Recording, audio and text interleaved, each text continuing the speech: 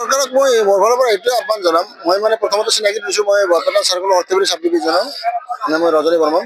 মই চৰকাৰক এইটোৱে আহ্বান জনাম, আমি আপোনালোকে ভালকৈ সঁচা অৰ্থত আমি কাম কৰিছোঁ নাই চৰকাৰৰ ফালৰ পৰা বা বিভাগৰ ফালৰ পৰা আমি কোনো ধৰণৰ মানে সঁহাৰি জনোৱা ইতিমধ্যে আমি সঁচাকৈ দুখৰ বিষয় যে ইমান ডাঙৰ বিভাগ এটাত ইমানখিনি মানুহ এটা প্ৰবঞ্চনাৰ নোহোৱা পৰ্যন্ত আমি আন্দোলন চলাই থাকিম।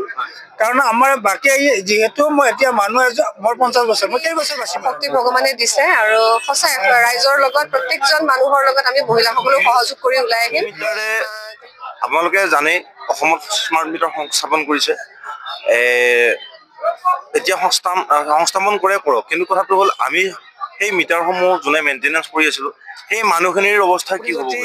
আমাৰ ৭২ ঘণ্টা আন্দোলনটো যদি আপুনি আমাৰ ফালে চকু নিদিয়ে বা আমাৰ দাবী যদি আপুনি মানি নলয়, কিন্তু অনাগত দিনত আমি জংগী আন্দোলন ঘোষণা কৰিম।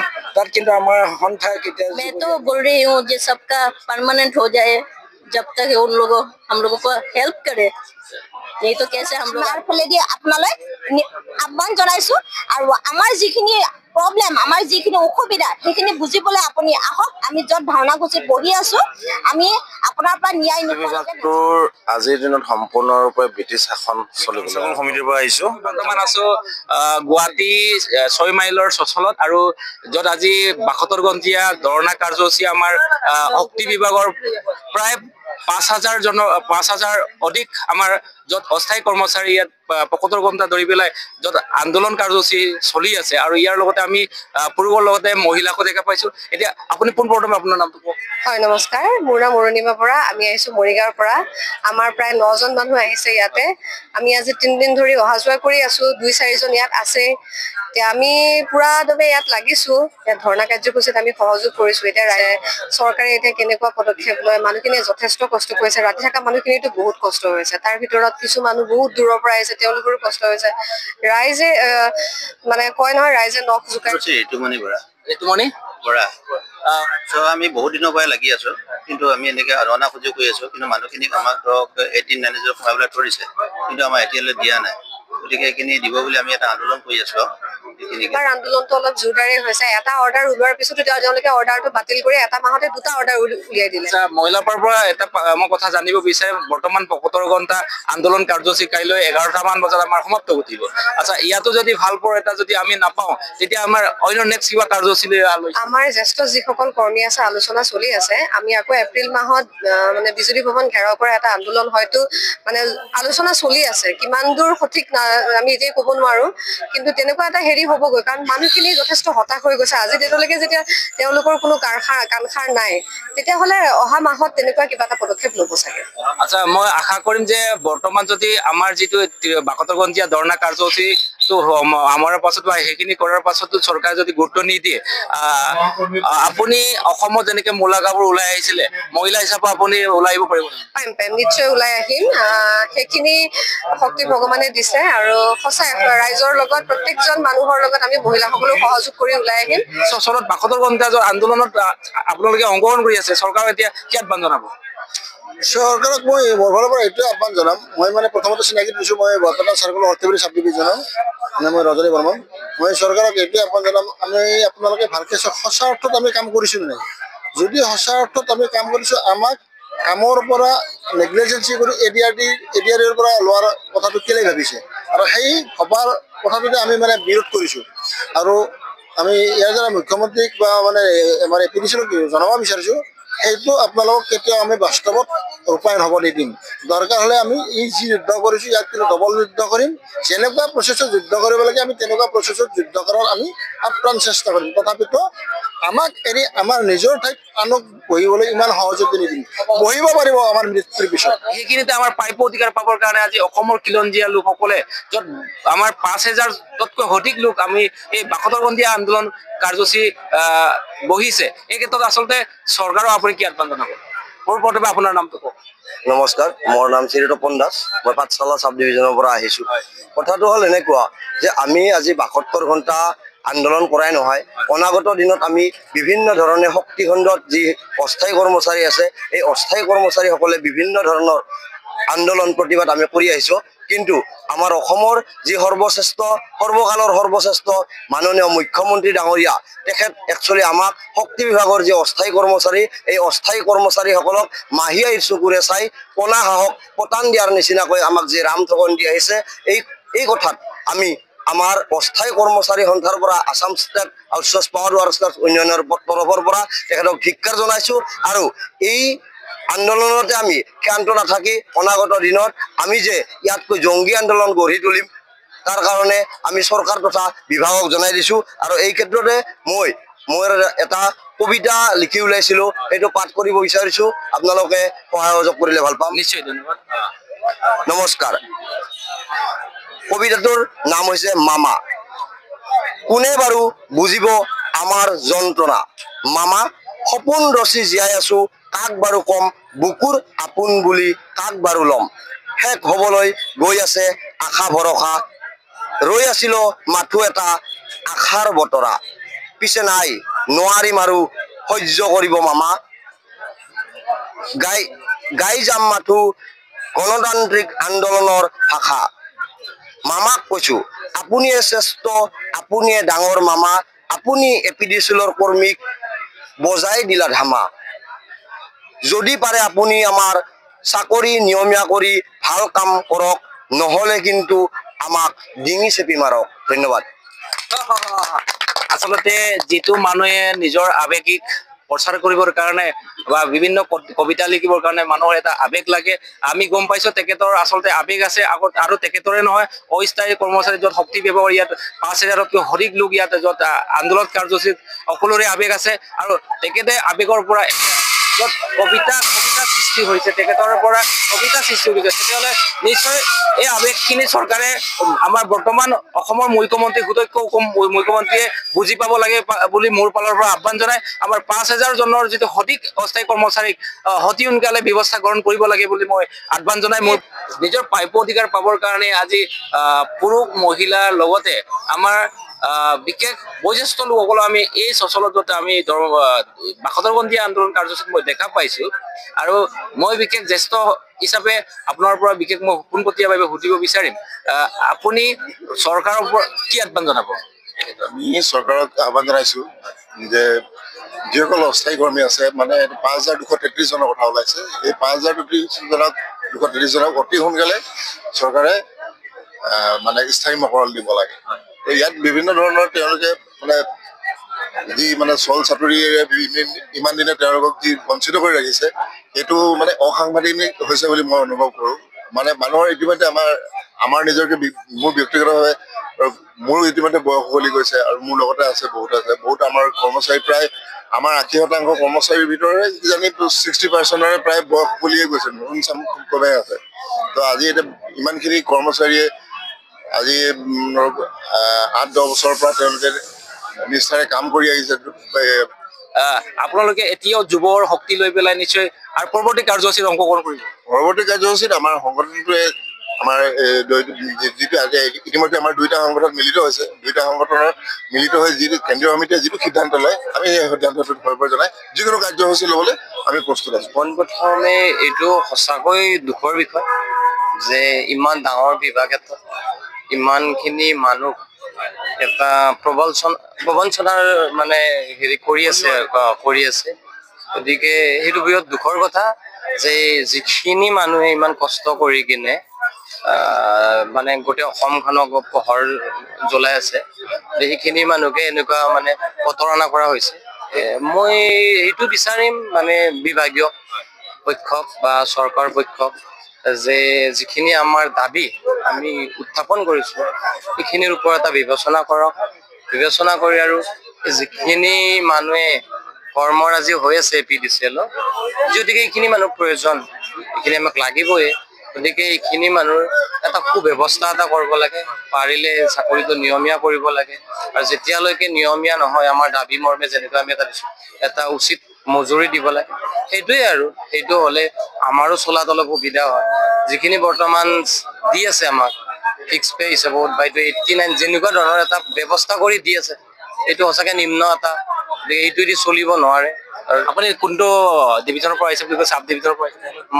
আমি জালুকবাৰী, গোটেইখিনি জালুকবাৰী আৰু সাজু আছে আমাৰ লগতে, মানে চাৰ্কল টুৰ হয় আমাৰ গোটেইখিনি। এটা সুন্দৰ সৎ সঁহাৰি নাপাম আমি আগন্তুক পৰ্যায়ত ইয়াতকৈ ডাঙৰ এটা আৰু এটা ভাল ব্যৱস্থা এটা আমি ল'ম, মানে চৰকাৰৰ বিপক্ষে। আমি চৰকাৰ এতিয়া আহ্বান জনাম, যিহেতু আমি আজি 72 ঘণ্টাৰ তৃতীয় দিন, আমি অল আছাম ভিত্তিত যিটো আমি আন্দোলন ঘোষণা কৰিছিল সেইমতে আজি আমাৰ তৃতীয় দিন। ইতিমধ্যে 80% আমি আন্দোলন ছাকচেছ, 80%। বাকী আৰু ৰাতিপুৱা 11 বজাত আমাৰ হয়তো আন্দোলন শেষ পাব। এই যে আমি 3 দিন ইয়াতে থাকিলো একেৰাহে, চৰকাৰে এইটোৱে আহ্বান জনাম, যিহেতু এতিয়া আমাৰ অভয়াপুৰী চাব ডিভিজনৰ পৰা আমি মোটামুটি 30ৰ পৰা 35 জন আহিছো, বঙাইগাঁও চাৰ্কৰ পৰা 50 জন মান হ'ব। এনেকে অল আছাম নিশ্চয় আহিছে, গতিকে আমাৰ বিভিন্ন জেগাৰ পৰা। গতিকে আমাৰ এটাই 5 দফীয়া দাবী আছিল, যে এই 5 দফীয়া দাবীৰ ভিতৰত চৰকাৰটো আমাক এতিয়ালৈকে একো গুৰুত্ব দিয়া নাই, বা আমাৰ বিজুলী ভৱনৰ পৰা কোনো এতিয়ালৈকে আহি পোৱা নাই।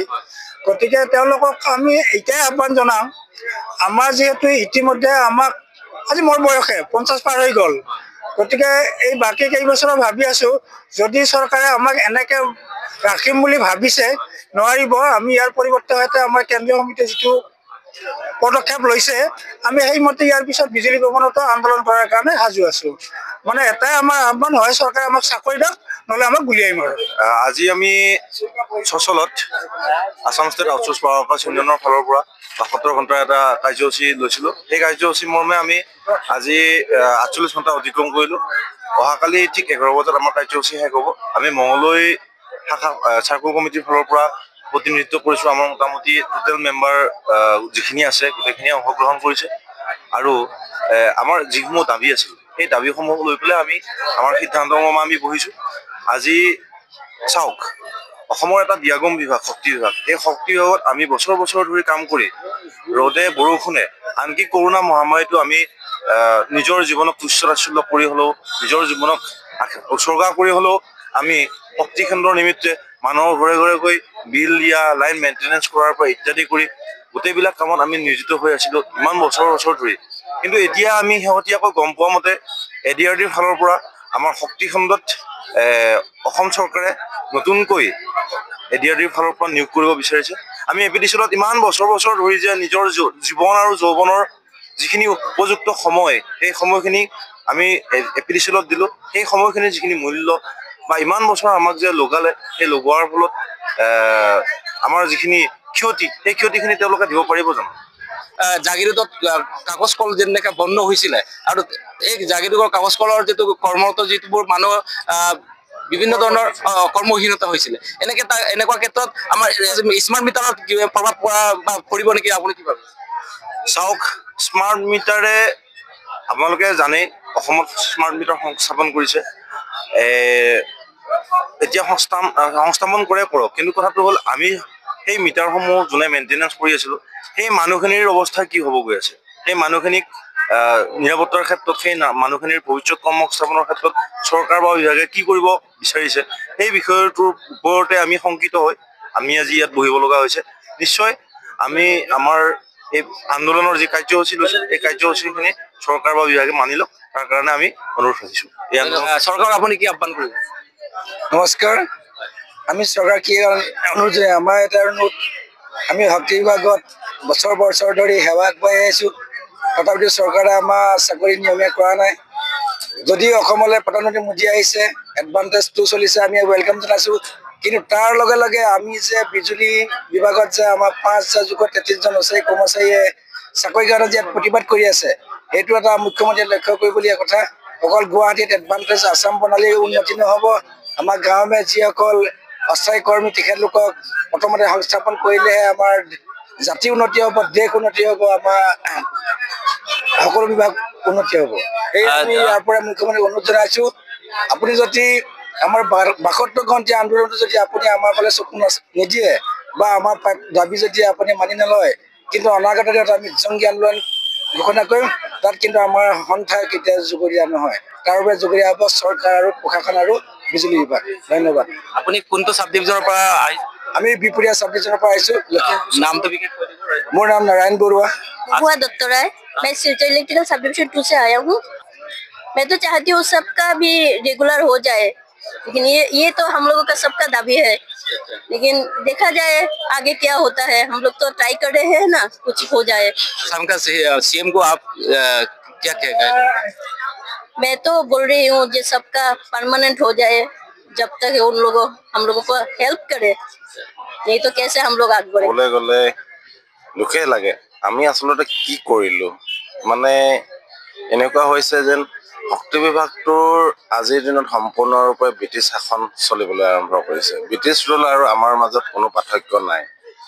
আমাক শাসক হিচাপে নাই, আমাৰ যিসকল ঊৰ্ধ্বতম বিষয়া কৰ্মচাৰীৰ পৰা যিসকল চৰকাৰী পক্ষ চৰকাৰ আছে তেওঁলোক শাসক হিচাপে নাই, তেওঁলোকে শোষণ নীতিহে অৱলম্বন কৰিছে, যাৰ ফলত নেকি আমাৰ এই খাটি থকা লোকসকল, খাটি অসমীয়াসকল প্ৰতিটো মুহূৰ্ততে নিজৰ জীৱন আৰু জীৱিকাৰ সৈতে ভয় ভাবুকি খাই জীয়াই থাকিব লগাত পৰিছে। আজি আমি তৃতীয় দিনা ইয়াত ভৰি দিছে আমাৰ এই আন্দোলন কাৰ্যসূচী, কিন্তু বৰ্তমানলৈকে বিভাগৰ না চৰকাৰৰ ফালৰ পৰা কোনো আহি পেলাই আমাক ইয়াত আমাৰ যে আন্দোলন হৈছে বা আমাৰ দাবীখিনিৰ বিষয়ে অৱগত হ'বলৈ তেওঁলোকে অহা নাই। তেওঁলোকক কেৱল লাগে 100% ৰাজহ সংগ্ৰহ আৰু তেওঁলোকক লাগে লাইনখিনি মেৰামতি, সময়মতে লাইনখিনি মেৰামতি 100% ৰাজহ সংগ্ৰহ কৰিব পাৰিলে তেওঁলোকে যেন সুখী তাত। কিন্তু আমাৰো যে এটা পৰিয়াল আছে, আমাৰো যে পেট আছে, আমিও যে জীয়াই থাকিবলৈ বিচাৰো, তাৰ কিন্তু তেওঁলোকক সেই বিষয়ে ভাবিবলৈ আহৰি নাই। আমাৰ শক্তি বিভাগৰ যি আমাৰ মানৱ সম্পদ বিভাগ আছে সেইটো কেৱল নাম মাত্ৰহে, তেওঁলোকে নাম মাত্ৰহে আছে, কিন্তু বাকী একো ক্ষেত্ৰতে তেওঁলোকে এই মানুহখিনিৰ কথা ভাবিবলৈ সময় নাই। তেওঁলোকে নিজে প্ৰমোচন পাব লাগে আৰু যিসকল অফিচাৰ আছে, বিষয়ববী আছে, তেওঁলোকে প্ৰমোচন পালে তেওঁলোকে সুখী।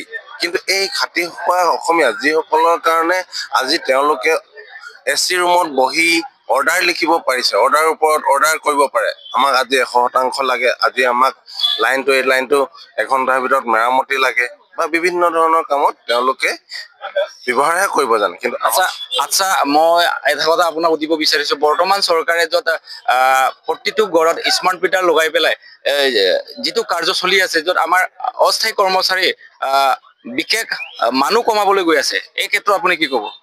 আচলতে বিভাগটো সদায় আমি স্মাৰ্ট হোৱাটো বিচাৰো, কিন্তু আজি অকল কেৱল স্মাৰ্ট মিটাৰটো লগালেতো নহ'ব।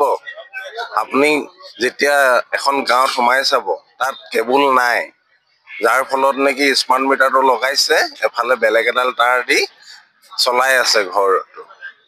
সেই ক্ষেত্ৰত বিভাগে নিজকে স্মাৰ্ট কৰিব লাগিছিলে। স্মাৰ্ট মিটাৰটো লগাই দিলেই কেৱল তাৰ পৰা সফল নহয়, মানুহখিনিক আমাৰ স্মাৰ্ট কৰিব লাগিছিলে বিভিন্ন প্ৰশিক্ষণ দি, সেইবিলাক নাই। কিন্তু শক্তি বিভাগক লাগে বহুৱালি কৰিব পাৰিলে বৰ্তমান সময়ত তেওঁলোকে সুখী, চৰকাৰ সুখী।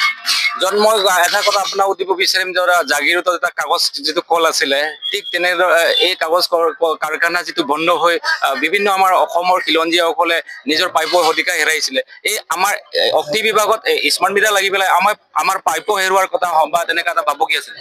নিশ্চয় ভাবুকি আহি পৰিছে। আজি স্মাৰ্ট মিটাৰ লাগিছে, আমাৰ মানুহৰ কাম নাইকিয়া হৈছে। দ্বিতীয়তে আমাৰ যি এডিআইৰ পৰা ল'বলৈ 24শ নতুন নিযুক্তি ল'বলৈ চৰকাৰে চেষ্টা কৰিছে, তাত আমাৰ যিসকল এই খাটি খোৱা অসমীয়া আছে তেওঁলোকৰ জীৱন আৰু জীৱিকাৰ প্ৰতি ভাবুকি আহি পৰিছে। যি সময়ত আমি জীয়াই থাকিবৰ বাবে প্ৰতি সময়তে আমাক শক্তি, আমাক ইলেক্ট্ৰিচিটি লাগে, কিন্তু তাকে নকৰি এই মানুহখিনি যে এইখিনি কাৰণে ইমান কষ্ট কৰিছে সেইটো বিভাগে বুজি নাপায়। তেওঁলোকক লাগে কেৱল 100% ৰাজহ। ঠিক আছে, আমি ৰাজহ 100% নহয়, আমি 200% কৰি দিম, কিন্তু তাৰ লগে লগে আপোনালোকে এই যি খাটি খোৱা অসমীয়াসকল আছে তেওঁলোকক আপোনালোকে এই যি আমাৰ বিভাগ আছে তাত স্থায়ী মকৰল দিয়া ব্যৱস্থা কৰিব লাগিছিলে, কিন্তু আপোনালোকে কৰা নাই। তাকে লৈ আমি খুবেই দুখী। ধন্যবাদ থাকিলে। চাহ জনগোষ্ঠীয় সকলৰ কাৰণে য'ত তেখেতৰ সংস্কৃতি ঝুমুৰ নৃত্য বিশ্ব দৰবাৰত লৈ যাবৰ কাৰণে চৰকাৰে য'ত উৎসৱ পাতি আছে এই ক্ষেত্ৰত সিমানখিনি আগবাঢ়িব পাৰিছে বুলি তেখেতসকলে প্ৰমাণ কৰিছে কিন্তু আজি আমি এইটো দেখিছো যে স্থায়ীভাৱে য'ত ইয়াত ধৰ্ণা কাৰ্যসূচী বহা অকলৰ কাৰণে অকণমান গড় এটা নিৰ্মাণ কৰি সুবিধা কৰিব এইটোতো পাৰে, এইটোতো নিশ্চয় পাৰে, কাৰণ এইটো ইমান দিনে এই স্থানটোৱে হৈছে আমাৰ সকলোৰ কাৰণে ধৰ্মগত এটা স্থান। এইটো যদি আৰু ভালকে নিৰ্মাণ কৰি দিয়ে সকলোৰ কাৰণে ভাল হ'ব, কাৰণ ইতিমধ্যে আপোনালোকে দেখিব পাইছে যোৱা 3 দিন ধৰি ইয়াত মানুহবিলাক কিমান কষ্টৰে দিনে নিশাই শুই আছে, কিছুমান ৰাতি মহকামত শুই আছে। এইখিনি যদি অলপ ভালকে বনাই দিয়ে, আমাৰ যেনেকে লেট্ৰিনৰ প্ৰব্লেম চলি আছে ইয়াত, গা ধোৱাৰ প্ৰব্লেম চলিছে, এইখিনি চৰকাৰে নিশ্চয় নিৰ্মাণ কৰিব পাৰে, কিন্তু কৰা নাই। এতিয়া কি ক'ব এতিয়া? তাকে চৰকাৰে আচলতে এইটো ক'ব বিচাৰিছে নেকি, মই পুনৰ কৈছো যে আগৰ ঋষিমুনিসকলে ঠাণ্ডা দিনত পানীত নামি পেলাই য'ত ভগৱানক তপস্যা কৰিছিলে আৰু গৰম দিনত জুইৰ ওচৰত বহি পেলাই তপস্যা কৰিছিলে, তেতিয়াই বোলে ভগৱানক পায় বুলি এটা বিশ্বাস আছিলে। ঠিক মই ক'ব বিচাৰিছো হিমন্ত বিশ্ব শৰ্মা আচলতে ক'ব বিচাৰিছে নে যে বৰষুণ ৰ'দে বৰষুণ পিয়াত ঢাকি পেলাই ধৰ্ণা কাৰ্যসূচী চলালে তেখেতসকলক মানে হেৰি হ'ব। সেইটো সত্য যুগ আছিলে আপুনি যিটো ক'লে, আৰু এইটো হৈছে কলি যুগ। কলি যুগত মানে আমি যিমানেই নকৰো কিলে, কিন্তু আমি সেইটো প্ৰাপ্য চাগে যে পোৱা নাই আৰু পাম বুলি আশা কৰি আছো। আপুনি ঠিকে কৈছে, আমি ৰ'দে বৰষুণে নিয়ছি ইয়াত বহিয়ে আছো, আৰু আগলৈকে যদি আমাৰ যিখিনি প্ৰাপ্য আমি নাপাওঁ, আমি আগলৈ কৰি যাম এনেকে আৰু। অসম ভিত্তিত য'ত অক্টি বিভাগৰ যিটো অস্থায়ী কৰ্মচাৰী ইয়াত বাসতৰগন্তীয়া ধৰ্ণা য'ত কাৰ্যসূচী আমি দেখা পাইছো, ইয়াত পুৰুষৰ লগতে বিশেষ অন্তৰাকৈ আমি মহিলা অংশগ্ৰহণ কৰা দেখা পাইছো। আচ্ছা, আপুনি পোনপ্ৰথমে বাইদেউ কওকচোন আপোনাৰ নামটো? মই মণি বড়ো, ক'ৰ পৰা আহিছে ক'লে? মই ডিফু চাব ডিভিজন 1ৰ পৰা আহিছো। আৰু আপুনি কি এটা উদ্দেশ্য কৰি পেলাই আজি এই আন্দোলন কাৰ্যসূচীত গৈছে? আমাৰ প্ৰাপ্যৰ বাবে, যিহেতু আমাক দীৰ্ঘদিন পৰা আমাৰ ডিপাৰ্টমেণ্ট এপিডিচিএল আমাৰ যিহেতু বিজুলী ভৱনে আমাক নচুৱাই আছে, আৰু আমি নাচি থকাৰ মানে সীমাবদ্ধ, আৰু এতিয়া আৰু আমি নোৱাৰো। আমাৰ যিখিনি প্ৰাপ্য ইমান বছৰৰ পৰা আমি পোৱা নাই, সেইখিনি প্ৰাপ্য আমি লৈ পেলাই আগুৱাই যাবলৈ কাৰণে আমি এই যোগদান দিছো। আৰু ইয়াতে সদৌ অসম আমাৰ গোটেই আউটচৰ্চ কেইটা আহিছে, আৰু আমাৰ চাব ডিভিজনৰ পৰা আহিছে, আমি খুবেই সুখী। আৰু ইয়াত আমাৰ জয় হ'ব নিশ্চয়, সময় লাগিব। আমাৰ যিহেতু হিমন্ত মামা যিহেতু মামা শত্ৰুতা আছেই, আৰু মামাৰ ল'ৰা ছোৱালী নিজৰ প্ৰতি নাচায়। মই আমাৰ হিমন্ত মামাক এটাই এষাৰে ক'ব বিচাৰো, আপুনি যদি আমাৰ CGM হওক, আমাৰ MD হওক, আমাৰ প্ৰাইম মিনিষ্টাৰে হওক, আপোনালোকে শ টকা দি পেলাই আপোনালোকে ঘৰ সংসাৰ সুখেৰে চলাই আছে, তেতিয়াহ'লে আমি কি ভুল কাম কৰিলো? আমি যিখিনি আমি প্ৰাপ্যত পাবলগীয়া নাই পোৱা, এইখিনি দি আমি জীয়াই আছো। আপোনালোকে যদি সুখী সংসাৰ জীয়াব বিচাৰি আছে, তেতিয়াহ'লে আমিও বিচাৰো, আৰু আমাৰ প্ৰাপ্যখিনি আপোনালোকে যাতে দিয়ে, এয়া আপোনাক আমাৰ ফালেদি আপোনালৈ আহ্বান জনাইছো। আৰু আমাৰ যিখিনি প্ৰব্লেম, আমাৰ যিখিনি অসুবিধা, সেইখিনি বুজিবলৈ আপুনি আহক। আমি য'ত ধৰ্ণাসূচীত বহি আছো, আমি আপোনাৰ পৰা ন্যায় নোপোৱালৈকে নাযাওঁ।